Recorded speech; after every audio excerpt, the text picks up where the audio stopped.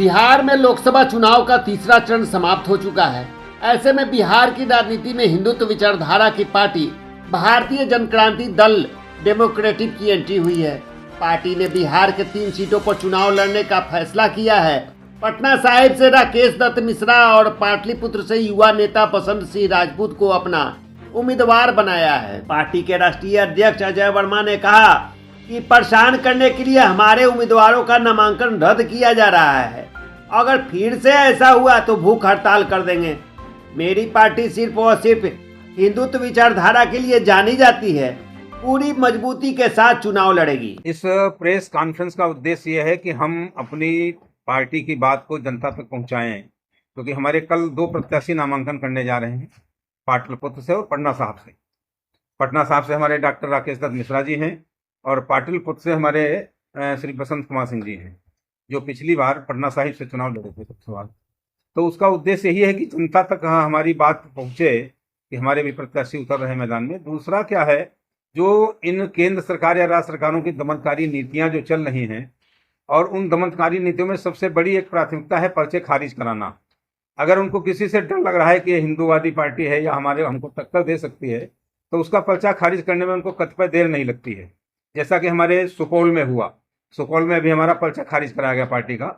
और मधेपुरा से हमारे प्रत्याशी हैं डॉक्टर प्रोफेसर काम यादव जी, चुनाव लड़े पार्टी से, भारतीय जनता पार्टी दल से। कितने सीट पे आप चुनाव लड़ रहे हैं? बिहार में 40 सीट है, इस पे कहाँ बिहार में हम 4 सीटों पर ही लड़ रहे थे, लेकिन एक पर खाली हुआ, तो 3 सीटों पर हम चुनाव हमारा चल रहा है।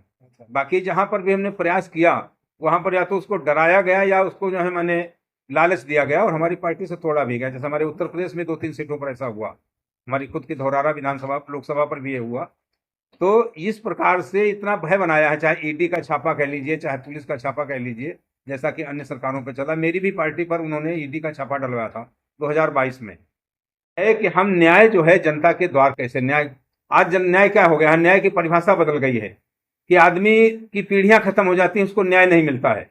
दूसरा, बिहार में सबसे ज्यादा पलायन जो चल रहा है, पूरे भारत में बिहार का व्यक्ति मिलेगा आपको खाली एक रोटी के लिए। यहाँ जबकि इतनी उर्वरा शक्ति है, यहाँ पर भूमि में भी उर्वरा शक्ति। मैं चूंकि किसान हूँ, मैं पहचानता हूँ, मैं डॉक्टर वैद्य भी हूँ, आदमियों का भी इलाज करता हूँ। तो इस तरीके से, और यहाँ सबसे बड़ी पहले सबसे फैक्ट्रियां लगी थी। जब भारतवर्ष में कहीं पर फैक्ट्रियों का नाम नहीं था, तब यहाँ पर गन्ने की फैक्ट्रियां और शक्कर की और ऐसे कई फैक्ट्रियां यहाँ पर लगी थी। आज मैंने 2012 में यहाँ पर विधानसभा लड़ाया था, तो मैंने नारा दिया था कि विधायक निधि समाप्त की जाए। आपने सीट टिकट दिया है, अगर ये जीतते हैं तो आप किस पार्टी में जाएंगे या अपना स्वतंत्र रहना? हम किसी पार्टी में जाए, हम जनता की आवाज संसद तक पहुंचाने का प्रयास करेंगे, और यही मेरा उद्देश्य है। किसी पार्टी में जाने का उद्देश्य नहीं है, क्योंकि पार्टी में जाने का होता है लालच। आप मंत्री बनने के लालच में तो जाएंगे, क्यों पार्टी में जाएंगे किसी? अगर हम वहां पर पहुंचेगा मेरा कैंडिडेट, वो स्वतंत्र रहेगा, वो अपनी जनता की बात को वहां कहेगा, जो पैसा उसको आवंटित होता है उस जनता के बीच में लगाएगा, जितना प्रयास कर सकता है शासन के द्वारा जनता को लाभ पहुंचाने का, वो प्रयास करेगा। चुनाव लड़ रहे हैं और कहाँ से नामांकन किया? मैं पाटलिपुत्रा से चुनाव लड़ रहा हूँ। अच्छा, क्या जनता के बीच जाते हैं अगर आप? तो मैं तो हरदम जनता के बीच में ही रहता हूँ। इवन मैं भी एक आम आदमी हूँ, और हमारे पार्टी के सभी लोग आम आदमी हैं, और हम लोग हरदम जनता के साथ ही रहते हैं और जनता के बीच में ही रहते हैं। आप देख सकते हैं कि हमारी सिक्योरिटी एजेंसी है। मुख्य जनता का समस्या आपके सामने सबसे ज्यादा क्या आता है? बेरोजगारी, सड़क नहीं है, मेडिकल फैसिलिटी नहीं है, बहुत सारी ऐसी है, एजुकेशन नहीं है। क्या आप अगर आप जीत कर आते हैं तो क्या करेंगे?